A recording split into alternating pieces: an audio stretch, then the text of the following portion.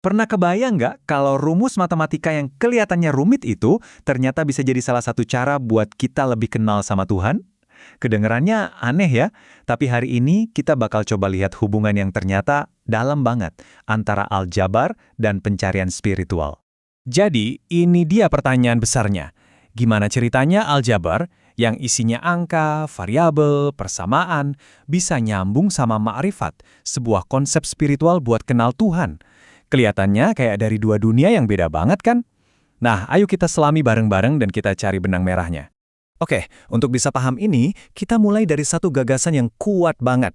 Gimana kalau seluruh alam semesta ini, termasuk hidup kita di dalamnya, sebenarnya adalah sebuah persamaan takdir ilahi yang super besar.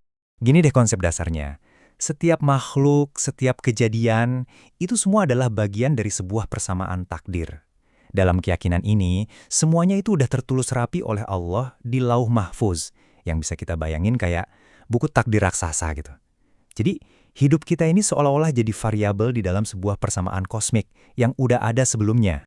Nah, disinilah analoginya jadi jelas banget. Coba lihat. Di kiri, kita punya persamaan aljabar simpel. A ditambah B sama dengan C. Sekarang lihat ke kanan. Ini persamaan spiritual. Usaha kita ditambah doa kita, hasilnya adalah takdir yang Allah tentukan. Kelihatan kan?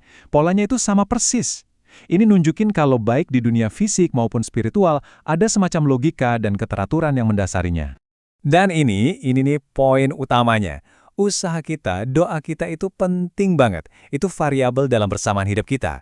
Tapi, yang menentukan hasil akhirnya itu bukan variabelnya, melainkan sang penulis persamaan itu sendiri. Nah, ini bikin cara pandang kita jadi beda kan? Fokusnya bukan lagi ke apa yang kita kerjakan, tapi ke siapa yang mengatur semuanya. Sekarang, coba kita bayangin aljabar dan makrifat itu kayak dua bahasa yang berbeda. Dua-duanya sama-sama mencoba menjelaskan keteraturan alam semesta, cuma beda cara aja. Yang satu ngomong pakai angka, yang satu lagi ngomong pakai ruh, pakai rasa.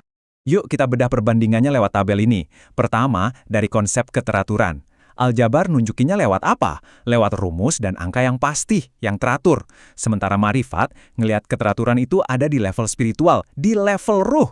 Terus soal keacakan. Di matematika, sesuatu yang kelihatannya acak, ternyata ada polanya, bisa dihitung.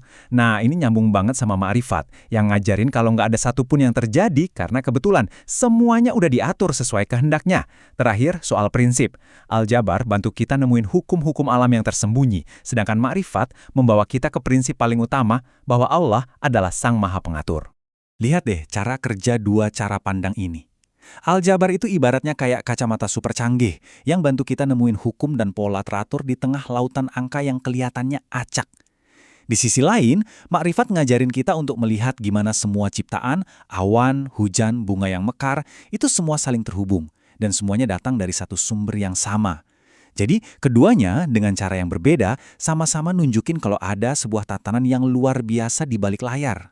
Nah, dari sini kita mulai bisa lihat nih kedua jalan yang kelihatannya paralel, ini ujung-ujungnya bakal membawa kita kemana. Jadi, jalan aljabar ini akhirnya membawa kita kemana? Kini, waktu kita benar-benar merenungkan betapa elegan dan sempurnanya sistem matematika, kita nggak bisa nggak mikir, wah, ini rasanya kayak sebuah desain yang jenius. Ini terasa seperti sebuah ciptaan. Dan disinilah, klik, jalan ma'rifat ketemu sama jalan aljabar. Kalau aljabar membuat kita melihat sistemnya sebagai sebuah ciptaan yang indah, maka ma'rifat ngambil langkah selanjutnya. Ia mengajak kita untuk melihat langsung sang pencipta di balik semua ciptaan itu. Jadi, ini dia gambaran besarnya. Di satu sisi, ada jalan logika yang penuh dengan angka. Di sisi lain, ada jalan hati yang penuh dengan iman. Keduanya mungkin kelihatannya beda banget, tapi seperti yang kita lihat, dua jalan ini ternyata menanjak ke puncak gunung yang sama. Sebuah pengakuan akan adanya sang arsitek agung di balik segalanya. Tentu saja, perjalanan ini nggak berhenti sampai di sini. Justru setelah kita melihat hubungan ini, pintu-pintu pertanyaan baru malah jadi terbuka. Jadi apa selanjutnya? Oke, saya mau tinggalin kalian dengan sebuah pertanyaan untuk direnungkan.